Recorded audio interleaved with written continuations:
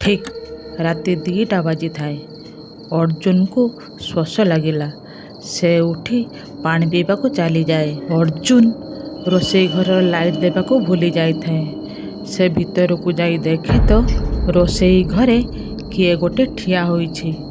ଖୋଲା ବାଳ, ଲାଲ ଶାଢ଼ୀ। ଅର୍ଜୁନ ତାକୁ ଦେଖି ଟିକେ ଡରିଗଲା। ଆଉ ଡରି କହିଲା, ସଞ୍ଜନା।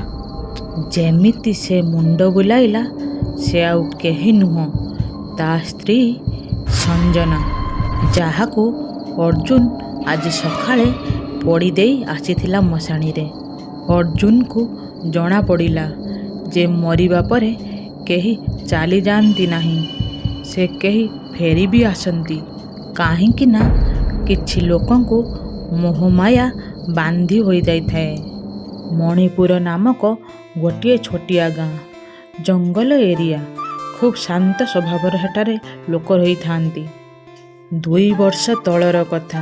ମଣିପୁର ସ୍କୁଲରେ ଅର୍ଜୁନ ପୋଷ୍ଟିଂ ପାଇଥାଏ ନୂଆ ନୂଆ। ଅର୍ଜୁନର ପ୍ରଥମ ଦେଖା ହୁଏ ସଞ୍ଜନା ସହିତ। ବାସ୍ ଠିକ୍ ଠାକ୍ ସେମାନଙ୍କର ଚାଲିଥାଏ। ସେ 2 ଜଣଙ୍କର ସମ୍ପର୍କ ଆସ୍ତେ ଆସ୍ତେ ନିବିଡ଼ ହେବାକୁ ଲାଗିଲା। କେତେବେଳେ ସ୍କୁଲ ମିଟିଂରେ ଦେଖା ହୁଏ, କେତେବେଳେ ପାର୍କରେ ଦେଖା ହୁଏ। ଏମିତି ହୋଇ ସେ 2 ଜଣଙ୍କର ସମ୍ପର୍କ ପ୍ରେମରେ ବଦଳିଗଲା।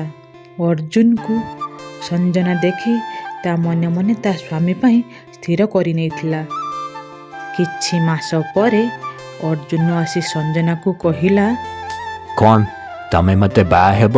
ମୋତେ ତମେ ପସନ୍ଦ କରୁଛ? ଅର୍ଜୁନର କଥା ଶୁଣି ସଞ୍ଜନା କହିଲା, ଅର୍ଜୁନ, ତମେ ତମ ମନର କଥା କହିଦେଲ। ମୁଁ ତୁମକୁ ଯେବେଠାରୁ ଦେଖିଛି ନା, ସେବେଠାରୁ ହିଁ ମୁଁ ତୁମକୁ ସ୍ୱାମୀ ରୂପେ ଗ୍ରହଣ କରିସାରିଛି। ହେଲେ ଏ 2 ଜଣଙ୍କ ମଝିରେ ଗୋଟିଏ ଫାଟ ଥିଲା। ସଞ୍ଜନାର ଭଉଣୀ ରେଖା। ରେଖା ବହୁତ ଶାନ୍ତ ସ୍ୱଭାବର ଝିଅ, ବହୁତ ଭଲ ଝିଅ।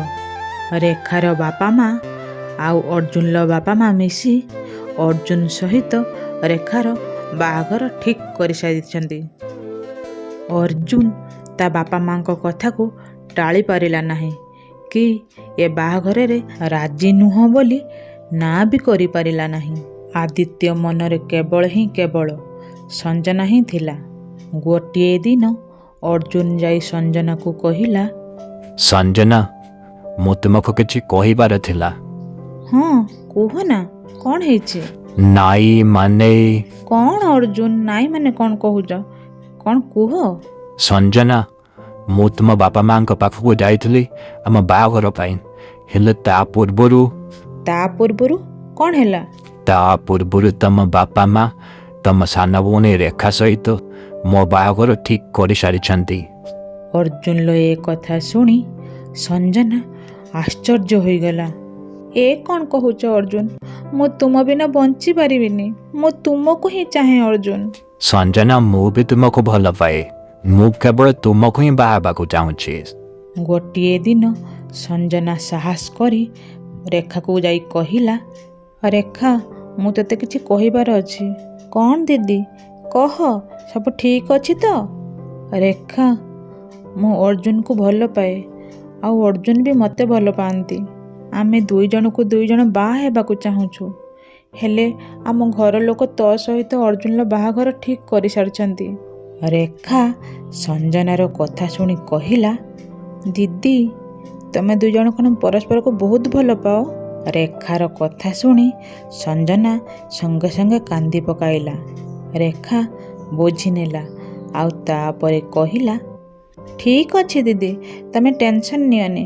ମୁଁ ବାପା ମାଙ୍କୁ କହି ତମର ଆଉ ଅର୍ଜୁନର ବାହାଘର କରିଦେବି। 4 ବର୍ଷ ପରେ ସଞ୍ଜନା ଆଉ ଅର୍ଜୁନର ପ୍ରେମ ସମ୍ପର୍କ ବଢ଼ିବାକୁ ଲାଗିଥିଲା। ସେମାନେ ବହୁତ ହସ ଖୁସିରେ ରହିଥାନ୍ତି। ସଞ୍ଜନା ଅଇନା ଆଗରେ ବସି ସଜ ହୁଏ ଆଉ ନିଜକୁ ନିଜେ ବହୁତ ଖୁସି ହୁଏ। ଗୋଟିଏ ରାତି ସଞ୍ଜନା ଆଉ ଅର୍ଜୁନ ବସି କଥା ହେଉଥିବା ବେଳେ ସଞ୍ଜନା ହଠାତ୍ କରି କହିଲା, ଅର୍ଜୁନ, ଛାତିଟା କ'ଣ ହେଇଯାଉଛି, ମୋ ମୁଣ୍ଡ ବୁଲେଇ ଦେଉଛି। ଅର୍ଜୁନ ସଙ୍ଗେ ସଙ୍ଗେ ସଞ୍ଜନାକୁ ନେଇ ହସ୍ପିଟାଲ ଚାଲିଗଲା। ଆଉ କିଛି ସମୟ ପରେ ଡକ୍ଟର ଆସି ଅର୍ଜୁନକୁ କହିଲେ, ସରି ତମସ୍ତ୍ରୀ ଆଉ ଏ ଦୁନିଆରେ ନାହିଁ। ସଞ୍ଜନାର ହାର୍ଟ ଫେଲ୍ ହୋଇଗଲା। ଅର୍ଜୁନ ଦ୍ୱିତୀୟର ସବୁ ସୁଖ ଶାନ୍ତି ସେହିଠାରେ ହିଁ ସରିଗଲା। ଅର୍ଜୁନ ସଞ୍ଜନାକୁ ନେଇ ଗାଁ ପାଖ ମଶାଣିରେ ନେଇ ପୋଡ଼ି ଦେଇ ଆସିଲା। ଅର୍ଜୁନ ପୁରା ଏକଟିଆ ହୋଇଯାଇଥାଏ।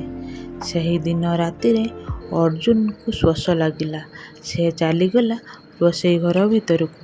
ଘରଟି ଯାକ ପୁରା ଖାଁ ଖାଁ ଲାଗୁଥାଏ। ଅର୍ଜୁନ ଅନ୍ୟମନସ୍କରେ ରୋଷେଇ ଘରର ଲାଇଟ୍ ଦେବାକୁ ଭୁଲି ଯାଇଛି। ଆଉ ସେ ରୋଷେଇ ଘର ଭିତରେ ଯାଇ ଦେଖେ ତ କିଏ ଗୋଟେ ଠିଆ ହୋଇଛି ଲାଲ ଶାଢ଼ୀ ପିନ୍ଧି କଲା ବାଳ କରି। ସେ ଆଉ କେହି ନୁହଁ, ଅର୍ଜୁନର ସ୍ତ୍ରୀ ସଞ୍ଜନା, ଯାହାକୁ ଅର୍ଜୁନ ଆଜି ସକାଳେ ପୋଡ଼ି ଦେଇ ଆସିଥିଲା ମଶାଣିରେ। ଅର୍ଜୁନ ଏସବୁ ଘଟଣା ଦେଖି ଆଶ୍ଚର୍ଯ୍ୟ ହୋଇଗଲା। ଆଉ ଟିକେ ଡରି ଯାଇ ପଚାରିଲା, ସଞ୍ଜନା, ସଞ୍ଜନା ନା ତମେ? ଅର୍ଜୁନ ଆଖି ପଲକେ ମାତ୍ରେ ସଙ୍ଗେ ସଙ୍ଗେ ସେଠାରେ ପୁରା ନର୍ମାଲ ହୋଇଗଲା। କେହି କୁଆଡ଼େ ବି ନାହାନ୍ତି।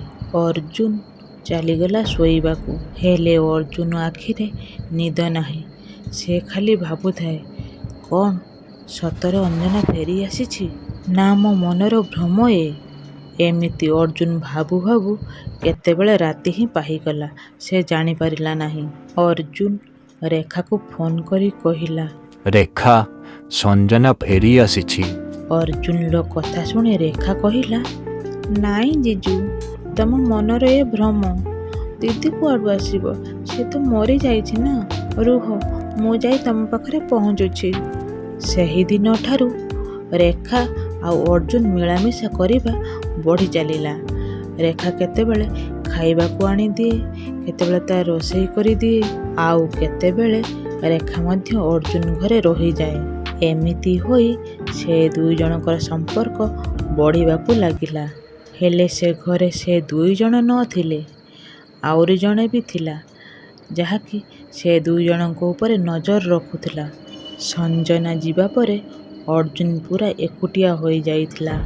ଅର୍ଜୁନ ଘରେ ରେଖା ବେଳେବେଳେ ରୋଷେଇ କରିଦେଇ ଯାଏ। ରେଖା ଆଉ ଅର୍ଜୁନର ଏମିତି ମିଳାମିଶା ଦେଖି ଘର ଲୋକମାନେ ଭାବିଲେ ଏ ଦୁଇ ଜଣଙ୍କର ବାହାଘର କରିଦେବାଟା ହିଁ ଠିକ୍ ହେବ। ଯେତେବେଳେ ଘର ଲୋକମାନେ ଅର୍ଜୁନ ଆଉ ରେଖାର ବାହାଘର କଥା କହୁଥିଲେ, ସେଠାରେ ଆଉ ଜଣେ ବି ଥିଲା, ସଞ୍ଜନା।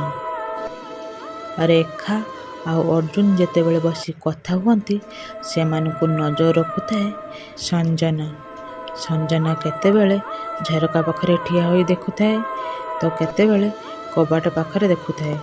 ଅର୍ଜୁନ ବେଳେବେଳେ ଘରକୁ ଫେରି ଆସିଲେ ଦେଖେ ତ ଗରମ ଚାହା ତା ପାଇଁ ରହିଥାଏ। ସେ ମନେ ମନେ ଭାବେ, ସାୟଦ ରେଖା ଆସି ମୋ ପାଇଁ ତିଆରି କରିଦେଇ ଯାଇଛି। ହେଲେ ସେ ଚାହା ରେଖା ନୁହଁ, ସଞ୍ଜନା ତିଆରି କରିଥାଏ। ଦିନେ ସନ୍ଧ୍ୟାରେ ଅର୍ଜୁନ ଯେତେବେଳେ ଘରକୁ ଫେରେ, ରୋଷେଇ ଘରେ ଦେଖେ ତ ରେଖା ଚା କରୁଛି। ଅର୍ଜୁନ ଟିକେ ଧୀରେ ସ୍ୱରରେ ଡାକିଲା, ରେଖା। ହେଲେ ସେ ରେଖା ନଥିଲା, ସଞ୍ଜନା ଥିଲା। ଅର୍ଜୁନକୁ ଏସବୁ ଶକ୍ତ ଝଟକା ଲାଗିଲା। ଚେହେରା ସିନା ରେଖାର ଥିଲା, ହେଲେ ଆତ୍ମା ସଞ୍ଜନାର ଥିଲା। ଅର୍ଜୁନ ଏସବୁ ଘଟଣା ଦେଖିକି ରହିଯାଏ ତଟକା ହୋଇ। ହେଲେ କିଛି ସମୟ ପରେ ରେଖା ଅର୍ଜୁନକୁ ଯେତେବେଳେ ଡାକେ, ଅର୍ଜୁନର ହୋସ୍ ଆସିଯାଏ। ଅର୍ଜୁନ ସେହିଦିନ ଠାରୁ ଜାଣିଗଲା ସଞ୍ଜନା ରେଖା ଦେହରେ ମଧ୍ୟ ଆସୁଛି। ହେଲେ ଏସବୁ ଘଟଣା ରେଖାକୁ କିଛି ବି ଜଣା ନଥିଲା। ଏମିତି କିଛି ଦିନ ଚାଲିଗଲା। ଅର୍ଜୁନ ନୋଟିସ୍ କରେ ସଞ୍ଜନା ତାକୁ ସବୁ ଜାଗାରେ ଦେଖୁଛି। ଅର୍ଜୁନକୁ ଅନୁଭବ ହୁଏ କି ତା ପାଖରେ ସଞ୍ଜନା ବସିଛି, ହେଲେ ଆଖି ଖୋଲି ଦେଖିଲା ବେଳକୁ କେହି ବି ନାହାନ୍ତି। ଅର୍ଜୁନକୁ ଅଧା ରାତିରେ ଜଣାପଡ଼େ କି ବେଳେବେଳେ ତା ଉପରେ କେହି ଜଣେ ବସିଛି। ଆଉ ଆଖି ଖୋଲିବା ମାତ୍ରକେ ଆସ୍ତେ ଆସ୍ତେ ସବୁ ନର୍ମାଲ ହୋଇଯାଉଛି। ବେଳେବେଳେ ରେଖା ଏମିତି ଗୋଟିଏ ଗୋଟିଏ କଥା କହେ, କେବଳ ସଞ୍ଜନା ହିଁ ଜାଣିଥାଏ। ଗୋଟିଏ ଦିନ ସନ୍ଧ୍ୟାରେ ଅର୍ଜୁନ ଆସି ରେଖାକୁ ପଚାରେ, ଆରେ ତମେ ସେ ଲାଲ ଓଢ଼ଣାଟା କହୁଛ କିଲୋ? ସେଇଟା ସେଇଟା ଆଲମାରିର ମଝି ଥାକରେ ଅଛି। ଅର୍ଜୁନ ମନେ ମନେ ଭାବିଲା। ଏ କଥା ତ କେବଳ ସଞ୍ଜନାକୁ ହିଁ ଜଣାଏ, ରେଖାକୁ ତ ଜଣା ନାହିଁ।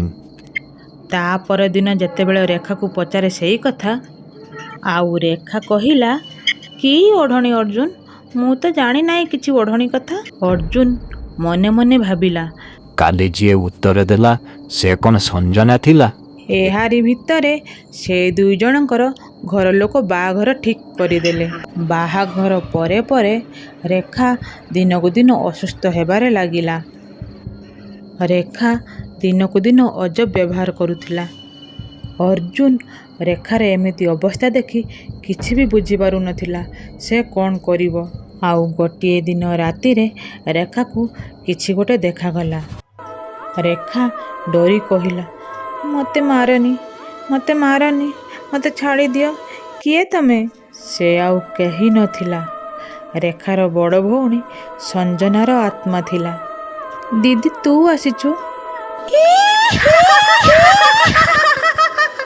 ହଁ ମୁଁ ଆସିଛି, ଆଉ ତତେ ନେବାକୁ ଆସିଛି। ତୁ କ'ଣ ଭାବିଛୁ ଅର୍ଜୁନକୁ ତୁ ନିଜର କରିନେବୁ? ନା, ଅର୍ଜୁନ କେବଳ ମୋର, କେବଳ ମୋର, କେବଳ ମୋର। କିଛି ସମୟ ପରେ ରେଖାର ହାର୍ଟ ଫେଲ୍ କରିଗଲା, ଆଉ ରେଖା ସେଇଠାରେ ହିଁ ମରିଗଲା। ଅର୍ଜୁନ ଆସି ଦେଖେ ତ ରେଖା ତଳେ ପଡ଼ିଛି, ଆଉ ଯେତେ ଡାକିଲେ ବି ସେ ଶୁଣୁନାହିଁ। ସଞ୍ଜନା, ତମେ ଏ କ'ଣ କଲ? ରେଖାକୁ ବି ମୋଠାରୁ ତମେ ଦୂରେଇ ଦେଲ। ଅର୍ଜୁନ ତୁମେ କେବଳ ମୋର, ମୁଁ ଆଉ ତୁମକୁ କାହାରି ହେବାକୁ ଦେବି ନାହିଁ। ମୁଁ ତୁମକୁ ଅପେକ୍ଷା କରିଛି ଅର୍ଜୁନ, ତମେ ମୋ ପାଖକୁ ଚାଲି ଆସ।